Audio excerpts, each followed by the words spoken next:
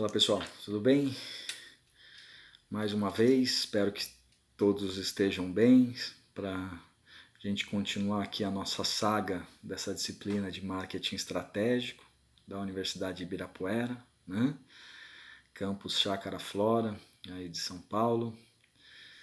A gente vai falar hoje sobre o tema, né? A gente vai apresentar o tema que vai ser discutido logo nas aulas ao vivo com vocês sobre a análise Pestel. A gente vem fazendo aquele trabalho de teoria e prática, né? A gente chegou na aula passada, a gente falou sobre a análise SWOT, né? Dessa importante análise SWOT dentro do nosso planejamento de negócios, dentro do nosso plano de negócios, dentro de um plano mercadológico, de um plano de marketing, né? A gente entendeu até agora que marketing é uma ciência que estuda o mercado e suas transformações, não é isso? Cujo objetivo é encontrar uma necessidade humana não suprida ou um desejo humano não suprido e tentar suprir essa necessidade da melhor forma possível, que seja vantajoso tanto para o consumidor final, para o target da empresa, como para a empresa e também para os fornecedores da empresa, né? Todo mundo nesse mercado tem que ganhar, né? Todos os stakeholders. Para quê? Para a relação de troca, essa troca do marketing específico aí, né? Volte a ser realizada, né? Então as empresas buscam o lucro, o cliente busca satisfação, o consumidor busca uma necessidade, um desejo atendido e assim todo mundo fica feliz, né? Nessa importante disciplina de marketing que gira a economia mundial aí, né? A gente não pode esquecer que a sociedade que a gente está é uma sociedade de consumo, né? E o marketing está aí no cerne dessa nossa sociedade, né? A gente falou na aula passada sobre análise SWOT, sobre fraquezas e forças, né? Como etapas do planejamento, etapas da análise onde a empresa tem uma maior autonomia para tomar as decisões, né? As decisões administrativas baseadas aí nas forças e nas fraquezas da empresa.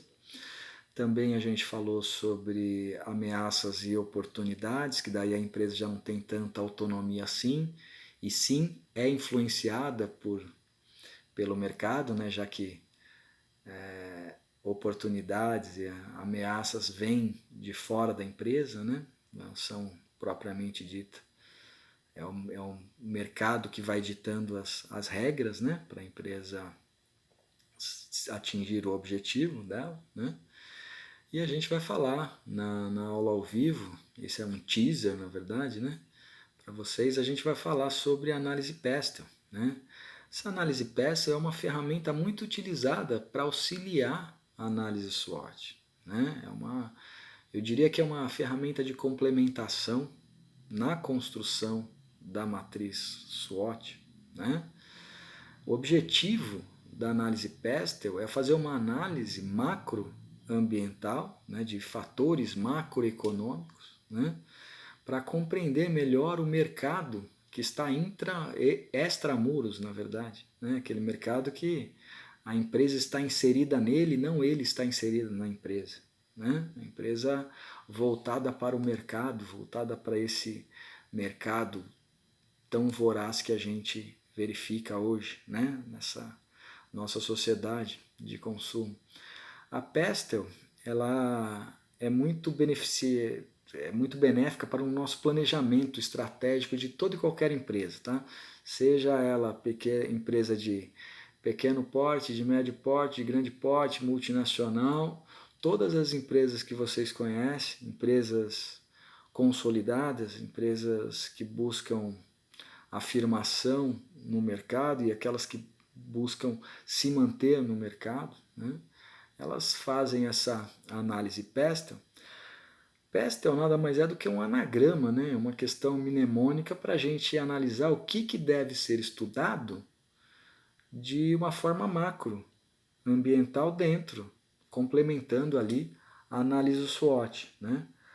A gente, para realizar um bom planejamento estratégico, administrativo, bom planejamento de marketing estratégico, a A gente deve, além da análise SWOT, complementá-la com estudo de fatores políticos, fatores econômicos, fatores sociais, fatores tecnológicos, fatores ecológicos e fatores legais, né?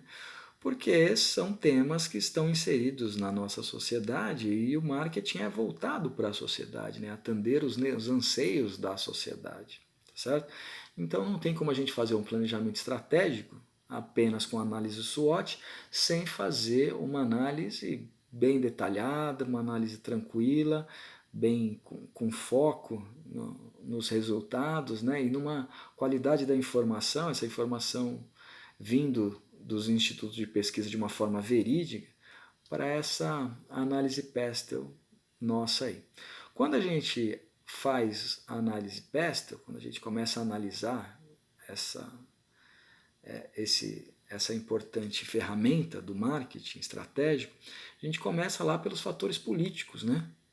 Esses fatores políticos, vocês vão aprender em aula que eles estão relacionados com a intervenção do governo, o governo estatal mesmo, na economia, tá? Como acordos comerciais, regulamentações de mercado, tributação, entre outros.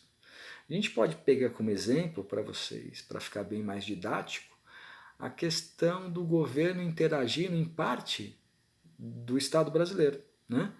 Vamos pegar aí lá a Zona Franca de Manaus, né, para desenvolver parte do norte do Estado, né, do Estado brasileiro. O Estado brasileiro todo mundo sabe que é um Estado continental, né, com números continentais aí. Então a gente sabe que tem uma desigualdade no desenvolvimento social aí, né, no desenvolvimento estatal de uma forma geral. E uma das opções que as empresas, que o governo, na verdade, daquele estado, daquela região analisa, se utiliza para fazer o desenvolvimento daquela região, é sem tributação, né? É permitir que as empresas lá produzam seus produtos, transformem a sua matéria-prima em produto, montem os seus produtos lá, sem uma tributação, né? Então é como se fosse, a gente chama como a Zona Franca de Manaus, né? Que não tem uma tributação tão voraz como tem aqui na região sul, sudeste, né? Mas também no centro-oeste do país, né? A gente verifica muito isso também quando a gente vê aquelas guerras tributárias estatais, onde um estado quer se desenvolver e aí busca dar isenção tributária para algumas empresas do ramo, vamos pegar aí, do ramo automobilístico, né? Então a gente verifica que algumas empresas aqui da região sudeste estavam migrando para o nordeste atrás de uma tributação melhor, né? Atrás de acordos comerciais melhores naquela região, né? O governo aí fazendo às vezes de administrador das próprias empresas, né? Falando, poxa, vou te dar uns pontos fortes aqui para você desenvolver o seu produto aqui na nossa região, venha para cá, eu te dou X anos aí sem cobrar impostos de vocês, impostos como IPTU, ICMS, coisas do tipo, né, IPI, né, esses impostos que são relativamente estatais, né? Outra análise que a gente faz na Pestel, né, são fatores econômicos, né? Fatores econômicos aí, como taxas de juros, taxas bancárias de juros, inflação, taxa de câmbio, poder de compra das famílias, oferta e procura, né? Aí, bem marketing falando mesmo, né? Bem uma forma bem de marketing falando. Imagina vocês, vou produzir um produto, eu preciso de um investimento, né? Vocês trabalham numa empresa que precisa de investimento para desenvolver um novo produto, apresentar um novo serviço, ou investir numa produção maior. E aí vocês vão ter que buscar investimentos bancários e aí se deparam com uma taxa de juros altos. A tendência é que vocês retroajam, né? Não dê prosseguimento ao desempenho, a produção desse produto, porque a taxa de juros tá muito alta, então não é convidativa para desenvolvimento de um produto novo ou de um serviço novo para o mercado naquele momento, né? A gente tem a inflação também influenciando bastante, não é do tempo de vocês, mas em 1900, na década de 80, final da década de 80, início da década de 90, mais necessariamente no final da década de 80, né? Um pouco depois dos governos militares aí, a gente tinha inflação, né? Uma inflação enorme no país, né? E isso impactava no consumo, impactava nas estratégias de marketing, impactava nas estratégias mercadológicas, porque imagine, vocês saíam para trabalhar de manhã, desculpe-me, de manhã, e quando vocês retornavam à tarde, vocês iam comprar o mesmo produto, vamos pegar como exemplo um leite que estava R$ 2, convertendo, né, para a moeda de hoje, tá? O litro de leite está R$ 2, quando vocês voltavam à tarde, o leite estava a 4,50, mais de 100%, né? Aí teve que alguns políticos aí, alguns ministros, principalmente da economia, né, analisar e falar, poxa, a gente tem que brecar essa inflação, fazer um tabelamento de preço aí. Aí o que acontecia? Os produtos sumiam da prateleira quando tinha um tabelamento de preço, né? Olha que interessante. Isso é um aspecto que impacta diretamente nas minhas decisões de marketing, né? Nas minhas decisões empresariais, né? Questão da taxa de câmbio, imagina, se vocês vão produzir um produto que é cotado ou a sua matéria-prima é cotada em dólar, né? Ou a sua matéria-prima vem de fora. E os contratos são baseados, né? 99,9% dos contratos são baseados no dólar, né? São fechados no dólar. Não digo 100% porque pode ser que um ou outro fuja da regra, mas grande parte da regra é que todos os contratos entre as empresas, os contratos empresariais são fechados na cotação do dólar, né? Uma moeda forte, uma moeda estável, né? A nossa, infelizmente, não é, né? Então, é uma segurança maior. Então, imagina vocês precisarem de produtos externos, né? Produtos importados para produzir um produto novo, para transformar um produto novo aqui no Brasil, com uma taxa de câmbio lá em cima, né?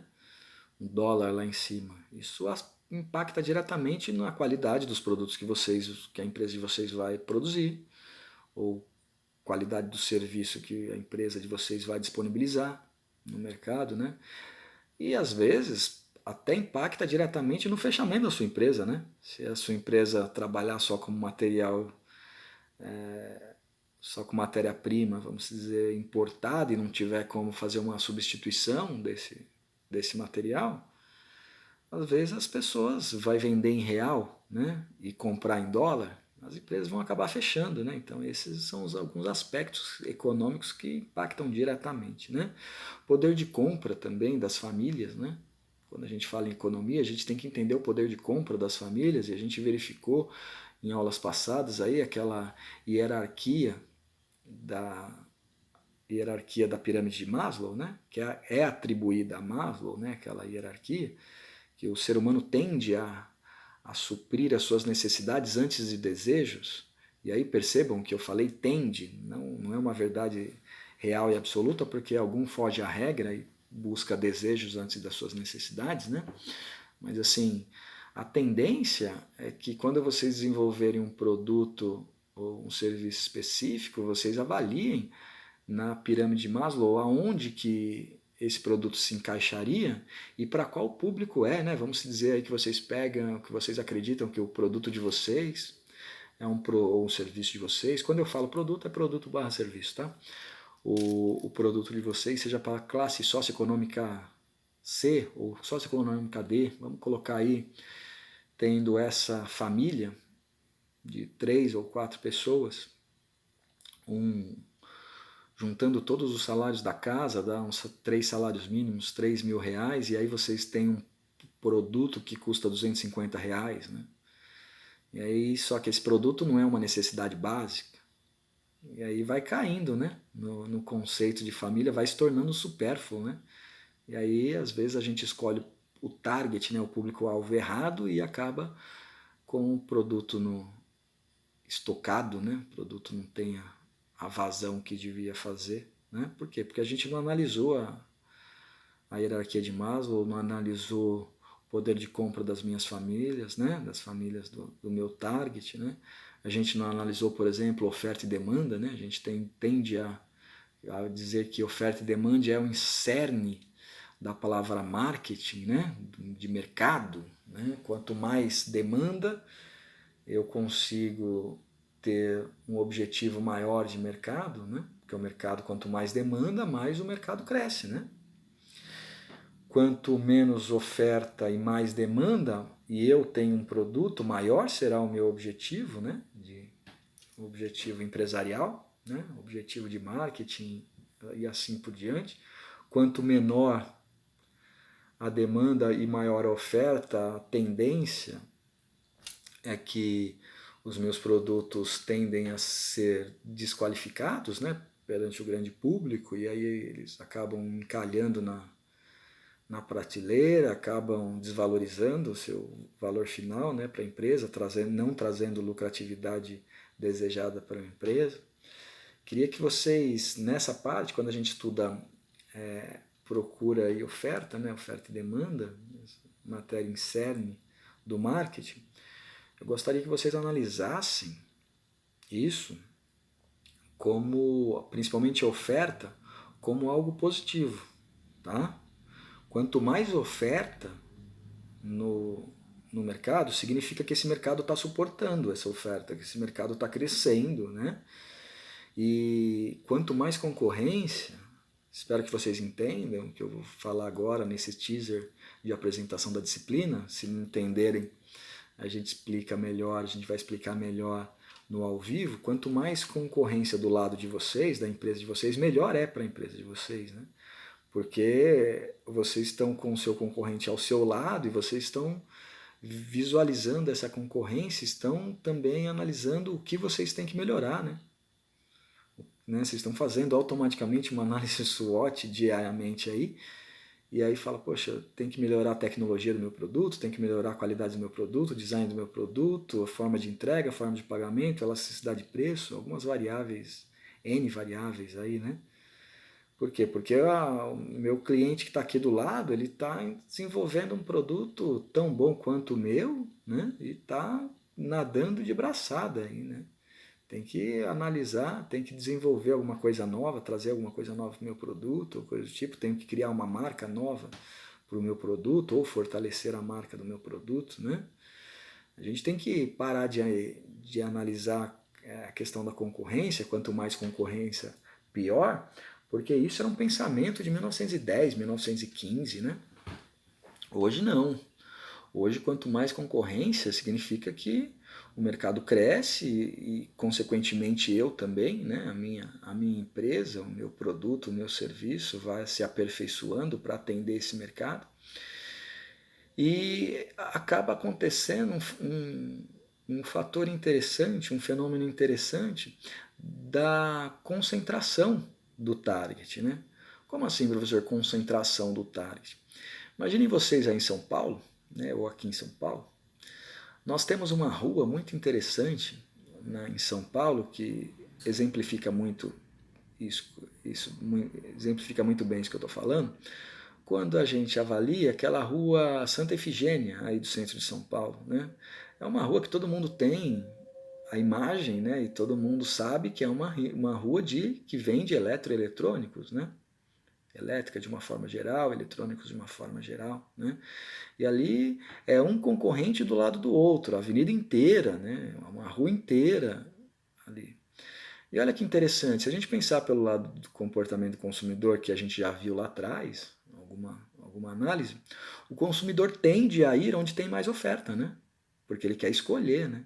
Ele não vai vir ao bairro X ou ao bairro Y para ir buscar, para verificar se tem um cabo específico, se tem um aparelho de luz específico, um aparelho de LED específico, coisa do tipo, né? Ele vai aonde tem bastante oferta para ele, né?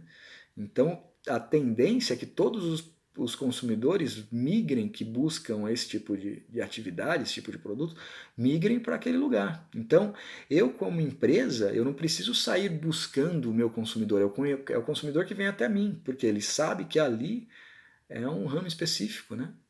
A gente tem ali do lado aquela rua General Osório, né? Ali que tem bastante motos, lojas de motociclistas e tal. Os motociclistas de São Paulo inteiro vão lá, né? Às vezes até de outros municípios, né? Porque sabe que ali tem uma variedade grande, né? Então o consumidor tende a ir lá, né? O nosso consumo aí, as nossas lojas tidas como mercado popular, no Brás, na 25 de março, né? A gente verifica que isso é concorrência, né? Então, isso é marketing, né? Uma setorização, né? de clientes, de consumidores. Os consumidores tendem a ir lá, né? Então, a gente tem que analisar isso também, tá? Eu quero que vocês verifiquem que quanto mais concorrente, melhor é para mim, porque significa que o mercado está crescendo, significa que eu consigo melhorar também analisando os meus concorrentes, e todo mundo tem que ganhar, né? A gente já falou isso várias vezes, questão dos stakeholders e tal, tem que desenvolver, a sociedade tem que se desenvolver de uma forma geral, a economia, a macroeconomia também, né? Outro fator que impacta diretamente é a questão dos fatores sociais, né? Que eu penso, o marketing é uma ciência que estuda o mercado, suas transformações, né? O objetivo é encontrar uma necessidade humana, um desejo humano e tentar produzir um produto ou serviço capaz de suprir tanto a necessidade quanto o desejo humano, e esse humano se orienta, se organiza em sociedades, né? Então fatores sociais são fatores que impactam diretamente no consumo, né? Diretamente na relação mercadológica, nessa relação de troca, né? A gente tem lá uma questão de distribuição de renda, né?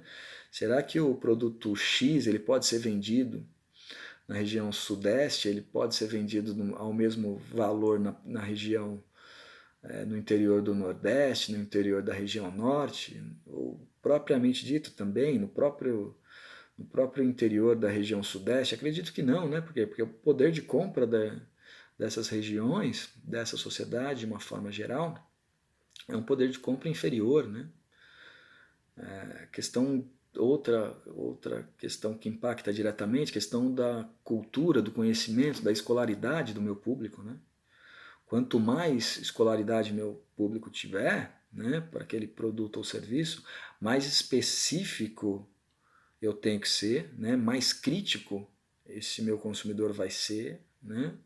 Diferente de outras pessoas que não têm, igual vocês, a capacidade de estar estudando numa universidade, ter um conhecimento, de saber escolher já. Poxa, vocês estão tendo aula de marketing estratégico, ou seja, vocês começam a analisar e vocês já sabem o que é bom, o que não é. Vocês já sabem valorar, vocês já colocam variáveis específicas, né, para valorar um produto, vocês já sabem quando o produto está caro ou não, né, quando o produto apresenta uma elasticidade de preço. Por quê? Porque vocês têm um nível de cultura um pouco mais elevado do que outras partes do país, né, das regiões do país, então isso também influencia demais, né? Então tem que analisar esses fatores também. Outro fator que impacta diretamente são os dados demográficos, né? E os dados demográficos é interessante porque a própria cultura é diferente, né? É diferente. A cultura de uma pessoa da região Nordeste é completamente diferente da cultura de uma pessoa da região Sul ou Sudeste, né? A gente pode dar um exemplo para vocês, a questão da, da tecelagem. Vamos pegar um exemplo simples para vocês, para ficar bem didático nesse teaser de apresentação de disciplina. A questão da própria tecelagem, né, da moda têxtil, né? O que acontece?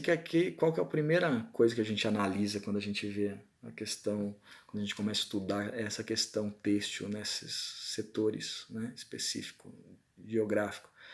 Poxa, eu tenho a região norte, a região nordeste, que é uma região que faz sol o dia inteiro, faz sol o ano inteiro, né? Verão o ano inteiro, né? Então a tendência são roupas com tecidos mais leves, com uma tecnologia diferenciada, com cores mais chamativas, cores mais puras, cores mais vivas, né? Diferente das pessoas aqui de São Paulo, né? Da região sudeste. São Paulo já tem aquela imagem de cidade cinza, cidade da garoa, né? Onde as pessoas se vestem de uma outra forma diferente, né? Uma cidade um pouco mais frio que o Nordeste, não é tão frio quanto o Sul, mas é mais frio que o Nordeste, então o preto predomina, o cinza predomina, o prata predomina, né? Não são aquelas cores chamativas como vermelho, azul e amarelo, essas cores a gente vê mais no verão, né? É lógico que tem aquelas pessoas que fogem à regra, tá? Mas é igual eu falei, o marketing é como se fosse um exame de DNA, né? Ele é quase 100%, mas ele não chega a ser 100%. Sempre tem aquele consumidor que foge à regra, né? Diferentemente, por exemplo, da região sul, né? Você pega aí Santa Catarina, Paraná, Rio Grande do Sul, é completamente diferente a tonalidade dos tecidos, das roupas, das vestimentas, da moda naquela região. É uma tonalidade de cores mais pastéis, né? Tem azul, azul pastel. Tem amarelo, amarelo pastel. Né? Tem vermelho, mas o vermelho pastel não é uma coisa muito chamativa. Por quê? Porque é mais frio, né? Certo? É mais frio. Então, esses aspectos demográficos, a gente tem que analisar quando a gente faz um desenvolvimento, né? Depois a gente vem falar da tecnologia, né? O que vem a ser a tecnologia, e é interessante porque para produzir algo, eu preciso de uma tecnologia, e a nossa sociedade é uma sociedade do consumo e é uma sociedade tecnológica, né? Uma sociedade 4.0, 5.0, né? A gente verifica aí, ainda mais em tempo de pandemia, né? A questão do e-commerce, né? Que subiu um número muito grande de pessoas que às vezes até nem consumiam pela internet, agora passaram a consumir e esse consumo, esse tipo de consumo tornou-se um hábito. Então as empresas tendem a buscar essas pessoas, buscar esse mercado, né, dessas pessoas. E aí eu não falo só de tecnologia de compra, não. Falo também tecnologia para a gente desenvolver produtos, né? Que tipo de tecnologia eu preciso para desenvolver um produto melhor? Eu tenho ainda no ramo de tecelagem, né, eu tenho materiais esportivos que são feitas com um tecido que não amassa, um tecido que não retém o calor, que não retém a água, né, um tecido que é feito de garrafas plásticas. Então tudo isso é tecnologia, né? Eu tenho que desenvolver, trazer tecnologia para o meu produto, né? Na minha produção do produto, né? Será que eu posso vender um produto e será que tem a mesma, o Brasil inteiro, a nível continental? Será que o Brasil tem a mesma tecnologia do sul ao sudeste, do sul ao norte, do sul ao nordeste? Será que eu tenho essa tecnologia? Será que é uma tecnologia uniforme? Acredito que não, né? Acredito que tenha variáveis aí, né? Existem lugares que nem tem algum tipo de tecnologia, né? Vamos colocar tipo Wi-Fi, né? Se a gente voltar uns anos atrás, nos anos 90, né? Quando começou a desenvolver mais a tecnologia da TV a cabo, que hoje em dia é simples aqui na região sudeste, né? Mas em 1990, no começo, às vezes, essa própria tecnologia não se tinha, né? Não fazia parte do métier aí de todo o bairro, do bairro de uma forma geral, assim, né? Então a tecnologia também é uma questão que a gente tem que analisar, né?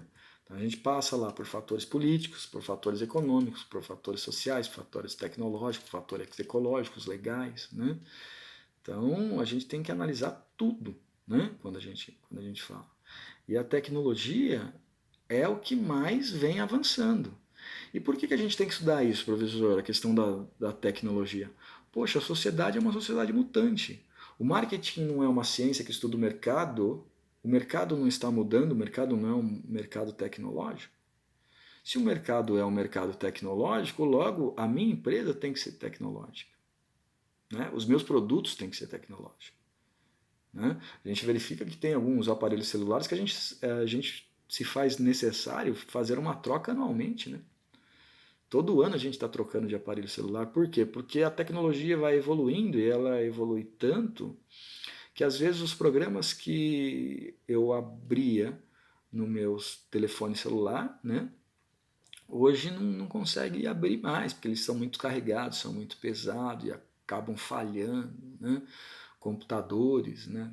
A gente vai analisando isso. E tecnologia de produção para produzir mais ou produzir com uma maior qualidade sem interferir muito em aspectos socioambientais, né?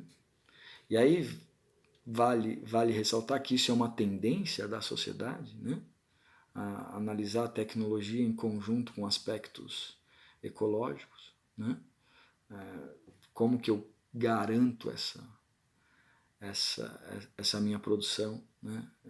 Revolução, a gente analisa a questão da revolução industrial, né? A revolução industrial foi uma revolução tecnológica, né? Que eu passei a produzir em massa, né? Inventaram lá atrás a linha de produção. A linha de produção é uma invenção tecnológica, é um fator tecnológico. A revolução industrial foi um fator tecnológico, porque eu tenho muitos produtos e eu tenho que escoar esse produto, né? Então, falando em tecnologia, eu gostaria que vocês entendessem que tecnologia não é só a tecnologia do produto, mas pode ser a tecnologia no produto, na produção do produto. Pode ser a tecnologia na prestação do serviço. Pode ser a tecnologia que eu utilizo para produzir o serviço dentro, no interior da minha empresa. Pode ser a tecnologia que o meu colaborador, o meu trabalhador, tem que saber para realizar o processo. Né? O processo de fabricação, o processo de desenvolvimento. Né?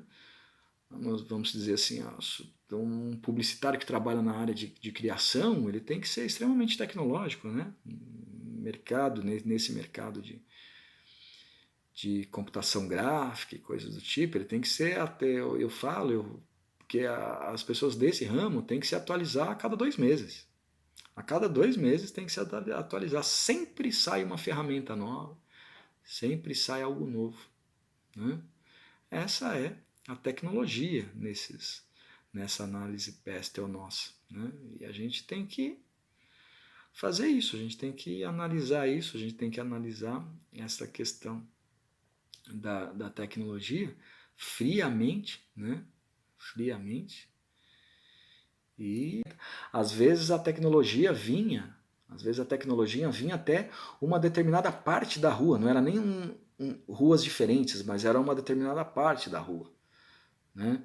Então a tecnologia vinha até a determinada numeração da rua, depois não prosseguia mais, então você não vendia mais o seu serviço para a pessoa que está do outro lado da rua, né? É louco pensar isso, né? Mas existia, então tem que ver qual o aspecto o que eu tenho que investir de tecnologia para produzir esse meu produto, para disponibilizar esse serviço. Será que esse meu produto é tecnológico e essas pessoas têm acesso à tecnologia? Né? Será que a pessoa do interior tem acesso à mesma tecnologia que a gente tem no Sudeste, mais precisamente nas grandes metrópoles? Acredito que não, né? Acredito que não, acredito que tem. Sei que sempre tem. Ah, professor, eu conheço uma tecnologia assim que tem lá, tá? Tá, mas a tendência, a regra não é, né? A regra não é assim, né? Porque a gente não tem uma tecnologia unânime para um país como o Brasil, né? De dimensões aí geográficas muito extensas, né? Outro fator que impacta diretamente são fatores ecológicos, como eu falei da sustentabilidade, né? E esses fatores ecológicos a gente está vendo que é um comportamento evolutivo da própria sociedade. A sociedade quer buscar produtos e serviços que cada vez agridam menos a natureza, porque produtos ou serviços que não agridam a natureza, isso é impossível. Não existe um produto que não agrida a natureza, né? No próprio processo de transformação, às vezes o produto não agride a natureza, mas o processo de transformação, por ele não ter uma tecnologia, né, é destruidor, né? Madeira reflorestada, né? A gente fala, o meu material do meu móvel é de madeira reflorestada. Tá, mas da onde que vem essa madeira? Dessa madeira aí, naquele terreno, naquela área verde, lá tinha uma plantação de alguma coisa, né? E a gente derrubou lá, a gente está reflorestando para buscar madeira, então sempre tem um impacto, né? Então a gente tem que analisar o que as empresas estão fazendo, né? Será que as empresas investem em fatores ecológicos? Se investe é ponto forte, se não investe é ponto fraco. Por quê? Porque o mercado apresenta um crescimento de aspectos de consumo politicamente correto, né, ou com responsabilidade social das empresas, né? Eu tenho oportunidade, eu tenho um ponto forte, ou eu tenho um ponto fraco, né? Então eu tenho que analisar isso, né? Dentro da análise SWOT lá também. E também tem os fatores legais, né? Os fatores legais, como que eu posso jogar, eu vou colocar essa palavra entre aspas, nesse mercado, né? O que a lei me permite fazer. Vou abrir uma empresa, o que eu preciso para abrir a minha empresa, vou vender um produto, o que eu preciso para vender esse produto. A gente está vendo essa guerra louca da gente que a gente está acompanhando com relação às vacinas, né? As vacinas que tem que passar por uma regulamentação da Anvisa, né? Então, uma vacina tem algumas características que passam na Anvisa, outras têm que reformar ou tem que se adaptar ou coisa do tipo. Quando eu trabalho nesse tipo de legalidade, né, eu tenho que estar apto a trabalhar de uma forma coerente com a lei, né? Vou abrir uma empresa, será quais os, os certificados que eu preciso ter, né? Preciso ter um certificado, professor, preciso ter um certificado em São Paulo, Sabesp, né? Da onde que vem a água, para onde que vai a água depois de produzida, depois de utilizada, ou água de reuso, não sei, ou não, né? Legislações trabalhistas, como que eu posso produzir esse produto ou esse serviço, quem pode produzir esse produto ou serviço, quem pode ser o meu trabalhador, quem pode ser o meu empregado, né? Quem pode ser o meu terceirizado. Para um trabalhador, eu tenho que ter uma regulamentação específica lá da CLT, já por um prestador de serviços é pelo Código Civil, né? É um contrato à parte, né? Então eu tenho que, na empresa que vocês trabalham, tem lá alguns estagiários, e a gente sabe que estagiário não é regido pela CLT, salvo quando a lei do estágio se mostrar omissa aí pelo nosso ordenamento jurídico e a favor da Constituição, a gente vai buscar na CLT, né? Mas praticamente para contratar eu tenho que ter um número mínimo de estagiários, eu tenho que ter um número mínimo de pessoas com algum tipo de deficiência, né? Então tenho que ter lá um menor aprendiz, e isso faz com que eu tenha alguns, não vou colocar como regalias, mas algumas benéficas do poder político, né? Então eu posso ter alguns aspectos, alguns pontos positivos em fatores legais. Um dos fatores legais, quando a gente fala em marketing, que eu quero que vocês fiquem gravados, é o próprio direito do consumidor, né? O Código de Defesa do Consumidor, essa lei infraconstitucional, né? É uma lei que estabelece direitos e deveres do consumidor e direitos e deveres do produtor, do comerciante, né? Que tipo de mercado, que tipo de produto eu posso produzir, que tipo de embalagem tem que ser, quais as especificações que tem que ter na embalagem, qual é a minha responsabilidade, né, para a produção daquele produto. Responsabilidade objetiva ou responsabilidade subjetiva? Objetiva é aquela que eu não preciso comprovar dolo ou culpa, é só comprovar o nexo de causalidade e o dano, automaticamente a empresa é responsável, independente de dolo ou culpa dela, né? Responsabilidade subjetiva, eu já tenho que comprovar que a empresa teve dolo na produção daquele produto, ou agiu com culpa na produção daquele produto, né?